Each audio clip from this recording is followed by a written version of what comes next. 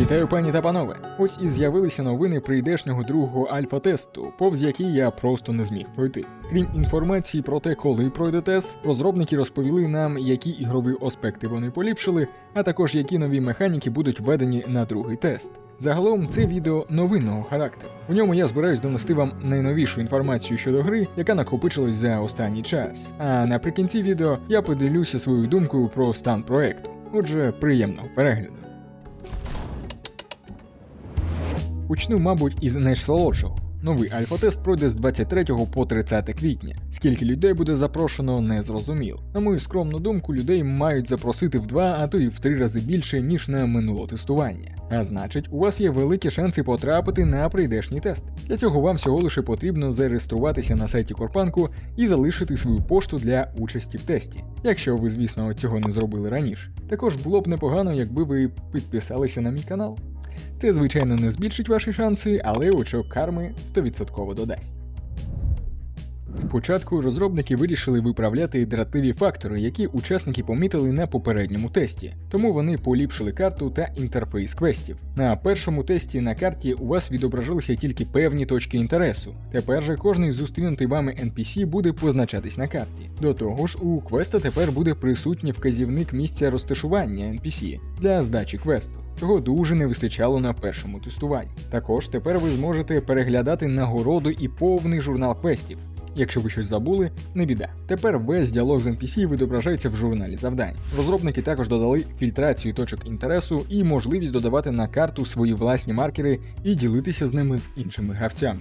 Також розробники поліпшили прокачування рівнів з 1 по 5, налаштовуючи тим самим баланс у ранньому геймплеї. Додали велику кількість навчальних уроків для новачків, поліпшили деякі квести і змінили стартову локацію, до якої додали більше місць для збору цінних ресурсів, і перемістили важливі крафтові столи ближче один до одного, щоб було зручніше переміщатися між ними. Незначні зміни, але вони роблять гру приємніше.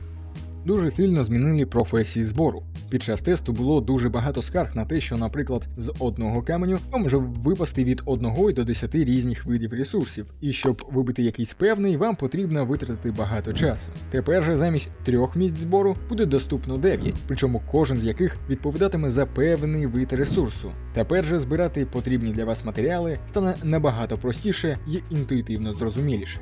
На другому тесті розробники розширять можливості крафту, додавши предмети 3-го типу. Загалом більше різних артефактів, зброї, рун, чіпів, що дасть вам змогу більш гнучко налаштовувати силу вашого персонажа. Що з інновацій, на другому тесті розробники вводять механіку сундуків у таборах. Тепер у деяких таборах гравці зможуть знайти сундук. Щоб відкрити їх, потрібно буде спочатку вбити всіх мобів у таборі. У PvE-локаціях сундук буде доступний тій стороні, яка завдасть найбільшої шкоди мешканцям табору. В PvP-зонах, коли всі моби будуть вбиті, сундук зможе відкрити будь-який гравець, пройшовши 10-секундний процес відкриття. Тепер у мене ще більше причин зносити голови гравця. Також тепер торговці, де б то не було, за спеціальних умов періодично оновлюватимуть свій магазин, пропонуючи гравцеві шанс урвати вигідну угоду або рідкісний предмет. Щойно ви купите предмет, він більше не буде доступний у магазині. Крім того, розробники покращують відкритий світ, додаючи безліч точок взаємодії для пошуку предметів, щоб ще більше спонукати гравців до пригод. Одним із найприємніших, на мій погляд, це те, що на прийдешній тест додадуть 3 нові спеціалізації, а саме рейнджера, шамана та інфільтрейтора. Звучить як якийсь кухонний прилад. Також гравцям стануть доступні таланти спеціалізації на всіх доступних героїв, що дасть вам змогу покращувати здібності вашого персонажа. А також стане доступним дерево пасивних талантів і додаткові універсальні здібності, що дадуть вам можливість ще краще налаштовувати ваш ігровий стиль. Загалом, ще більше і більше простору для унікального білдобудування. Це ми любимо. Також написали, що технічна команда дуже багато працює над усуненням помилок та над стабільністю роботи клієнта. Тож робота йде повним ходом. Але що мене найбільше зацікавило, так це те, як вони хочуть покращувати і розширювати світ. За їхніми словами, вони не хочуть, щоб гравці постійно виконували щоденні квести і займалися гріндом. Розробники хочуть, щоб гравці насолоджувалися Корпанк як подією. Вони хочуть реалізувати оновлення контенту посезонно, як у телевізійному шоу. Кожні 2-3 місяця виходитиме велике оновлення, нова локація, кілька селищ, нові теми мобів, NPC з нових світів і зі своїми історіями, плюс нові герої та спеціалізації зброї. Це одна з цілей розробників на цей рік – випускати новий контент кожні 2-3 місяці, бути послідовним в цьому. Цього року вони хочуть зробити кілька оновлень контенту і сподіваються випустити першу частину сюжетної історії Core Punk про королівство Іланіан. Сама ідея випуску оновлень посезонно добра, але тут є велике але. Щоб не додавати в швидкості і не поступатися в якості, студії потрібна дуже систематизовано злагоджена робота, а для цього потрібен великий досвід роботи і згуртована команда професіоналів. Все-таки процес розробки гри і навіть звичне додавання контенту у вже готовий продукт неодмінно може викликати проблеми, на розв'язання яких потрібен час, що непередбачувано затягує процес. Загалом рішення сезонного контенту, як для гравця, мені подобається. Я буду тільки радий за розробників, якщо в них вийде систематизувати вихід оновлень раз на 3 місяці. Прагнення прагненнями, але я все ж таки вважаю, що перші оновлення будуть виходити довше, від 4 до 5 місяців. Це моя особиста думка. А зараз хочу поговорити про стан проекту і про процес розробки. Відразу омовлюсь, що це моя особиста думка, яка ґрунтується на фактах, які я бачив, коли стежив за проектом з кінця 19-го року, і з домішкою мого особистого відчуття дійсності. Так ось, останнім часом, як гра почала набувати невеликого розголосу в інтернеті, одразу ж попливли різні коментарі про стан проекту. До того ж, з такою впевненістю, ніби ці люди самі розробляють Core Punk.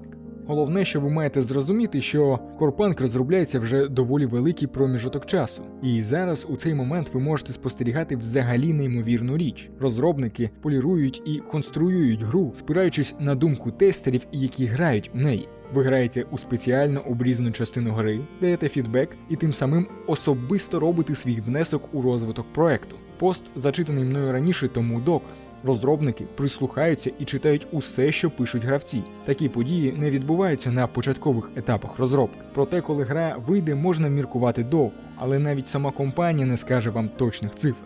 Адже у Artificial Core немає наміру якнайшвидше випустити гру і зрубати з вас грошей. Вони ретельно, крок за кроком створюють те, що можна назвати якісним проектом. Люди, що пишуть нічим не обґрунтовані дурні коментарі про те, що цей проект просто майбутня вижимка грошей і що він закроється одразу після відкриття, ніяк не сприяють створенню хорошого проекту. Зараз розробникам з Artificial Core потрібна ваша підтримка. Чим більше людей буде знати про цю гру і чим більше гравців буде грати і залишати відгуки позитивних і негативних аспектів, тим швидше гра стане кращою. Процес розробки йде. Так, йде довше, ніж нам гравцям того хотілося б, але це нормально. Ви маєте розуміти, що якщо ви стежите за проектом на етапі розроблення, то, як то кажуть, хто входить тут, покинь усю надію. Немає нічого поганого в критиці, але тільки якщо вона обґрунтована. До слова, якщо вас цікавить якісь питання щодо гри, то ви можете спокійно їх задати продюсеру гри під час майбутньої сесії питання-відповідь, яка пройде в офіційному Діскорді гри вже 22 лютого о 7 вечора. Так що обов'язково залітайте спілкуватися з ком'юніті і з розробниками. А на цьому я буду прощатися. Якщо у вас є кілька питань до мене, сміливо пишіть їх у коментарях і з задоволенням відповім. Також буду вдячний, якщо ви залишите лайк під цим відео. Це дуже допоможе просуванню мого каналу. І до нових зустрічей на серверах Core Punk.